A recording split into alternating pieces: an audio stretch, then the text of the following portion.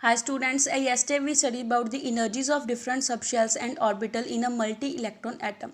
So first we do the revision of yesterday's topic. जैसे कल हमने पढ़ा था क्या था मल्टी इलेक्ट्रॉन एटम के केस में जो इनर्जीज है ऑर्बिटल की, अगर हमारे पास n की वैल्यू सेम हो बट l की वैल्यू डिफरेंट हो, उस केस में जो ऑर्बिटल की एनर्जी है वो भी क्या होती है, डिफरेंट होती है।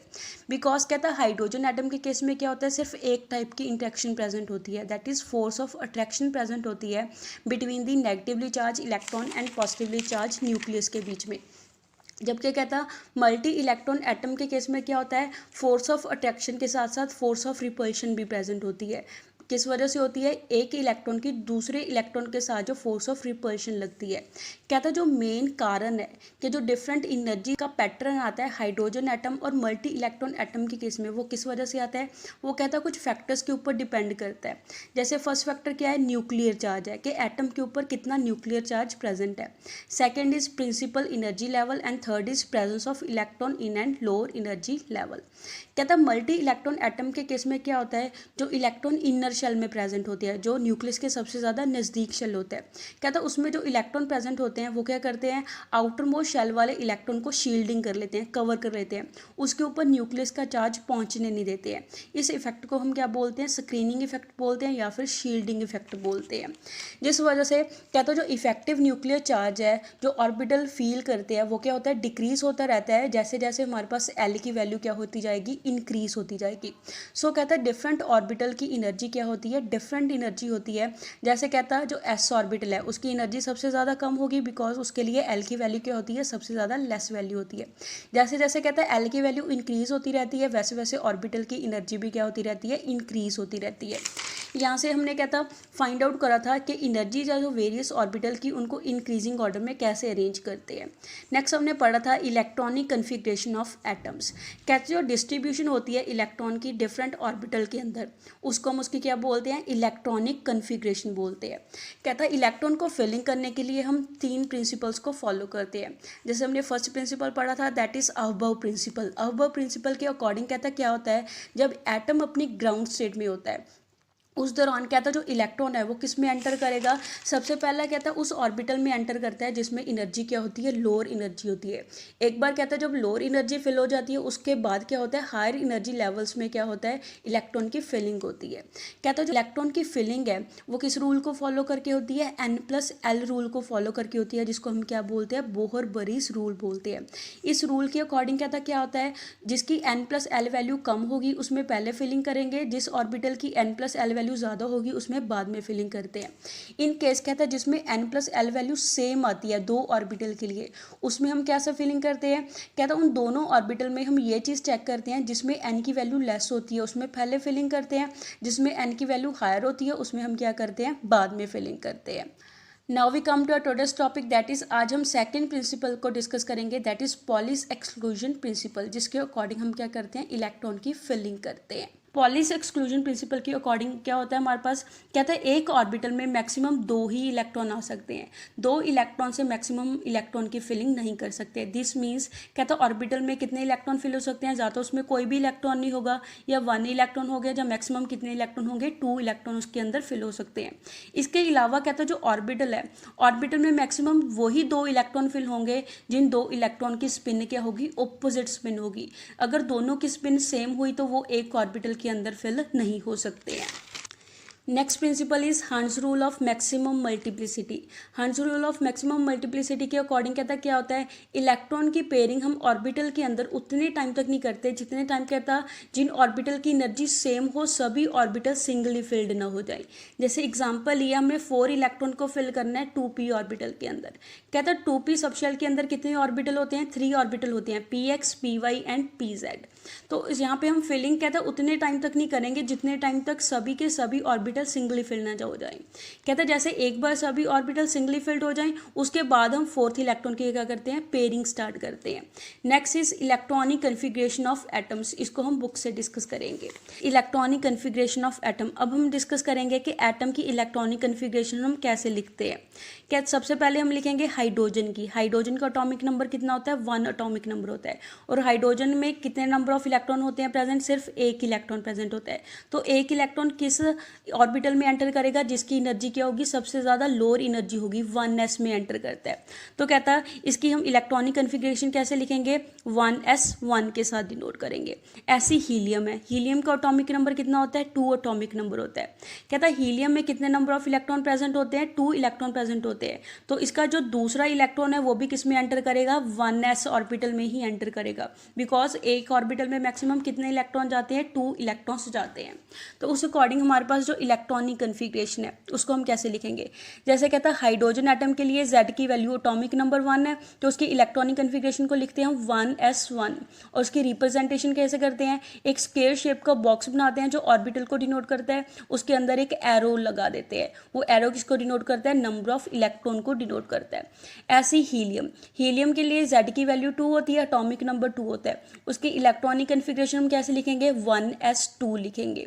यहाँ पे जो ऑर्बिटल है उसको स्क्वायर बॉक्स के साथ रिप्रेजेंट करा है, और जो उसमें 2 इलेक्ट्रॉन है उसको 2 एरो के साथ डिनोट करा है। उन दोनों एरो की क्या है, हमारे पास डायरेक्शन ऑपोजिट है, वो क्या डिनोट करती है कि दोनों की स्पिन क्या है, ऑपोजिट डायरेक्शन में स्पिन है। एक क्लॉकवाइज इलेक्ट्रॉन ओरिएंटेशन शो करता है, दूसरा किस डायरेक्शन में करता है, एंटी क्लॉकवाइज डायरेक्शन में ओरिएंटेशन शो करता है। नेक्स्ट हम लिथियम की इलेक्ट्रॉनिक कन्फिग्रेशन लिखेंगे। लिथियम का एटॉमिक नंबर कितना होता है, 3 होता है।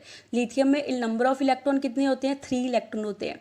तो कहता है अब 1s 2 इलेक्ट्रॉन के साथ 1s ऑर्बिटल पूरा फिल हो जाता है, उसके बाद जो नेक्स्ट थर्ड इलेक्ट्रॉन है उसकी फिलिंग किस में करेंगे, जो नेक्स्ट एनर्जी लेवल होता है वो किसका होता है, 2s ऑर्बिटल का होता है। तो उसकी इलेक्ट्रॉनिक कन्फिग्रेशन हम कैसे लिखते हैं, 1s2 2s1 इलेक्ट्रॉनिक कन्फिग्रेशन लिखते हैं। उसको रिप्रेजेंट कैसे करते हैं, इन बॉक्स की फॉर्म में रिप्रेजेंट करते हैं। जैसे 1s में कितने नंबर ऑफ इलेक्ट्रॉन है, 2 इलेक्ट्रॉन है, और 2s में कितने नंबर ऑफ इलेक्ट्रॉन है, 1 इलेक्ट्रॉन है। ऐसी बेरिलियम, बेरिलियम का एटॉमिक नंबर कितना होता है, 4 होता है। तो बेरिलियम की इलेक्ट्रॉनिक कन्फिग्रेशन कितनी आ जाएगी, 1s2 2s2 इलेक्ट्रॉनिक कन्फिग्रेशन आ जाएगी, जिसको हम रिप्रेजेंट कैसे करेंगे, 1s ऑर्बिटल वाले बॉक्स में 2 इलेक्ट्रॉन फिल कर देते हैं, ऐसे 2s वाले में भी कितने इलेक्ट्रॉन फिल हो जाएंगे, 2s फिल हो जाएंगे। उसके बाद जो नेक्स्ट है बोरोन, बोरोन के केस में नंबर ऑफ इलेक्ट्रॉन कितने होते हैं, 5 इलेक्ट्रॉन होते हैं। कहता है बेरिलियम तक क्या होता है, 4 इलेक्ट्रॉन कंप्लीटली फिल हो जाते हैं 2s में। कहता है जो नेक्स्ट 5th इलेक्ट्रॉन है वो किस में एंटर करेगा, 2px में एंटर करेगा, बिकॉज p सब शेल के अंदर 3 ऑर्बिटल होते हैं, px py एंड pz। तो कहता है जो बोरोन का 5th इलेक्ट्रॉन है वो किस में एंटर करता है, 2px में एंटर करता है। तो इसकी इलेक्ट्रॉनिक कन्फिग्रेशन कितनी आ जाएगी, 1s2 2s2 2px1। ऐसे ही नेक्स्ट कार्बन, जिसका एटॉमिक नंबर 6 होता है, इसमें नंबर ऑफ इलेक्ट्रॉन कितने होते हैं, 6 इलेक्ट्रॉन होते हैं। तो कार्बन की इलेक्ट्रॉनिक कन्फिग्रेशन क्या आ जाएगी, 1s2 2s2 2px1 2py1। Because अभी हमने हंड्स रूल पढ़ा है, हंड्स रूल के अकॉर्डिंग क्या होता है, कहता है इलेक्ट्रॉन की उतने टाइम तक हम पेयरिंग स्टार्ट नहीं करते जितने टाइम तक सभी ऑर्बिटल क्या ना हो जाए, सिंगली फिल्ड हो जाए, जिनकी एनर्जी क्या हो, सेम एनर्जी हो। तो कहता है p ऑर्बिटल में हम उतने टाइम तक पेयरिंग नहीं करते जितने टाइम तक सभी ऑर्बिटल क्या ना हो जाए, सिंगली फिल्ड ना हो जाए। ऐसी नाइट्रोजन के केस में क्या होगा, तीनों p ऑर्बिटल में सिंगल सिंगल इलेक्ट्रॉन आ जाएगा।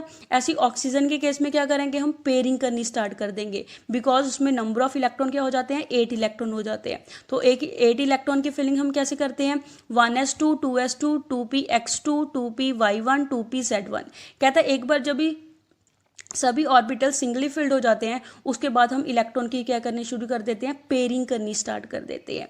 नेक्स्ट इज कहता है कुछ एक्सेप्शनल कन्फिग्रेशन होती हैं क्रोमियम और कॉपर की।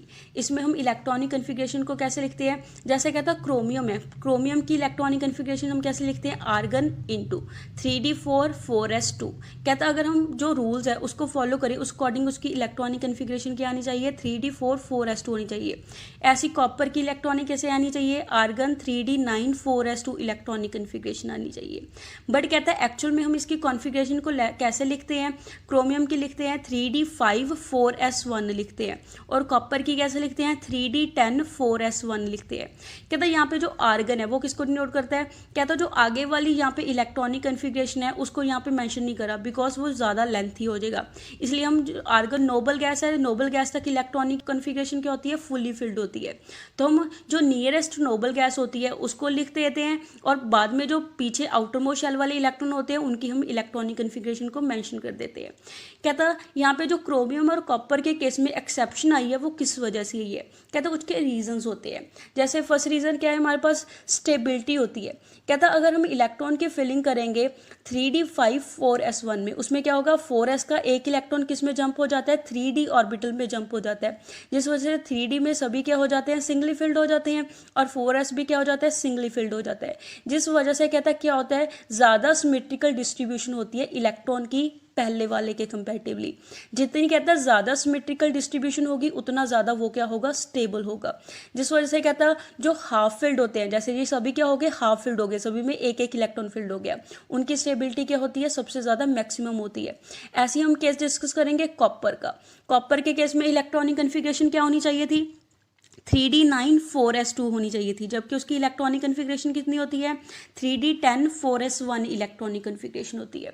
ये किस वजह से होता है, बिकॉज कहता है जब हम एक s ऑर्बिटल को 3d में शिफ्ट कर देते हैं तो 3d क्या हो जाता है, फुली फिल्ड हो जाता है, ज़्यादा सिमेट्रिकल हो जाता है, जिस वजह से कहता है फुली फिल्ड की स्टेबिलिटी क्या हो जाती है, इंक्रीज हो जाती है। जितनी ज़्यादा इलेक्ट्रॉनिक कन्फिग्रेशन सिमेट्रिकल होगी उतनी ज़्यादा उसकी क्या होगी, स्टेबिलिटी होगी। इसलिए कहता है जो हाफ फिल्ड होते हैं या फुली फिल्ड होते हैं वो स्टेबल ज़्यादा होते हैं, इसके कारण उनके केस में क्या आती है, एक्सेप्शन आती है। Second reason is stability due to exchange energy.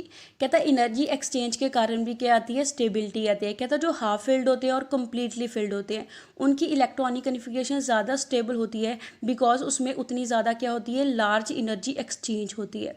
कहता है यहाँ पे एक्सचेंज का मतलब क्या है कि इलेक्ट्रॉन है वो शिफ्टिंग कर लेता है, एक ऑर्बिटल से दूसरे ऑर्बिटल में शिफ्टिंग कर सकता है। तो कहता जैसे हम क्रोमियम की इलेक्ट्रॉनिक कन्फिग्रेशन को डिस्कस करें, कहता क्रोमियम की इलेक्ट्रॉनिक कन्फिग्रेशन होनी क्या चाहिए थी, 3d4 4s2 इलेक्ट्रॉनिक कन्फिग्रेशन होनी चाहिए थी। उस अकॉर्डिंग हम इलेक्ट्रॉन की फिलिंग यहाँ पे शो करी हुई है। कहता है यहाँ पे जो फर्स्ट इलेक्ट्रॉन है, फर्स्ट इलेक्ट्रॉन कितने वे से अपनी एनर्जी को एक्सचेंज कर सकता है। कहता है फर्स्ट इलेक्ट्रॉन पोजीशन एक्सचेंज कर सकता है सेकंड इलेक्ट्रॉन के साथ, थर्ड के साथ भी पोजीशन एक्सचेंज कर सकता है, और फोर्थ इलेक्ट्रॉन के साथ भी अपनी पोजीशन को एक्सचेंज कर सकता है। दैट मीन्स जो फर्स्ट इलेक्ट्रॉन है वो अपनी पोजीशन को कितने टाइम एक्सचेंज कर सकता है, 3 वेज के साथ एक्सचेंज कर सकता है। ऐसी जो सेकंड इलेक्ट्रॉन है, कहता है सेकंड इलेक्ट्रॉन कितने वे से अपनी पोजीशन को एक्सचेंज कर सकता है, 2 वेज से एक्सचेंज कर सकता है। जैसे सेकंड थर्ड के साथ एक्सचेंज कर सकता है और फोर्थ इलेक्ट्रॉन के साथ अपनी पोजीशन को एक्सचेंज कर सकता है। ऐसे कहता है जो थर्ड इलेक्ट्रॉन है, थर्ड इलेक्ट्रॉन कितने पॉसिबल वे से पोजीशन को एक्सचेंज कर सकता है, सिर्फ एक तरीके से एक्सचेंज कर सकता है, मीन्स वो सिर्फ फोर्थ इलेक्ट्रॉन के साथ पोजीशन को एक्सचेंज कर सकता है। दैट मीन्स कहता है जो 3d4 अरेंजमेंट है उसमें इलेक्ट्रॉन टोटल कितनी नंबर ऑफ एक्सचेंजेस करते हैं। जैसे फर्स्ट इलेक्ट्रॉन के लिए पॉसिबल एक्सचेंजेस कितनी थी, 3 वेज के साथ थी। ऐसी सेकेंड इलेक्ट्रॉन के लिए 2 वेज के साथ एक्सचेंज पोजीशन थी।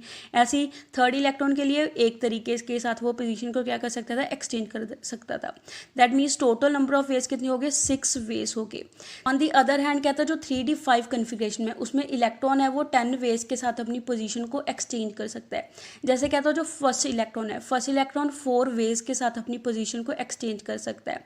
मीन्स कहता है फर्स्ट इलेक्ट्रॉन सेकेंड के साथ पोजीशन चेंज कर सकता है, फोर्थ के साथ पोजीशन एक्सचेंज कर सकता है, थर्ड के साथ कर सकता है, सेकंड के साथ कर सकता है। तो टोटल नंबर ऑफ वेज कितने हो गए, 4 वेज हो गए।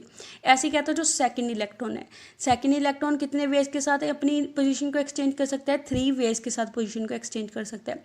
जैसे सेकंड थर्ड के साथ कर सकता है, फोर्थ के साथ कर सकता है और फिफ्थ इलेक्ट्रॉन के साथ अपनी पोजीशन को एक्सचेंज कर सकता है।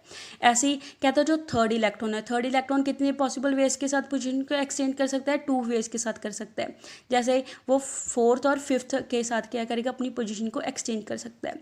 ऐसी फोर्थ है वो कितने पॉसिबल वेज के साथ पोजीशन को एक्सचेंज करेगा, 1 वे से पोजीशन को एक्सचेंज करेगा। दैट इज वो फिफ्थ के साथ कर सकता है। तो total number of possible ways कितने हो गए, 10 वेज हो गए। कहता जितनी पॉसिबल एक्सचेंज होती है उतनी ज़्यादा उसकी क्या होती है, कॉन्फ़िगरेशन की एक्स्ट्रा स्टेबिलिटी होती है। तो कहता है इसमें क्या होता है कि इन 2 रीज़न के कारण इलेक्ट्रॉन क्या करता है, हाफ फिल्ड और fully filled electronic configuration show करता है, जिसकी स्टेबिलिटी क्या होती है, हायर स्टेबिलिटी होती है। जिस वजह से कहता है जो इलेक्ट्रॉनिक कन्फिग्रेशन है उसमें क्या होता है, एक्सेप्शंस हमें शो होती हैं। सो जो chapter is completed now, that's all for today. Stay home, stay safe, thank you.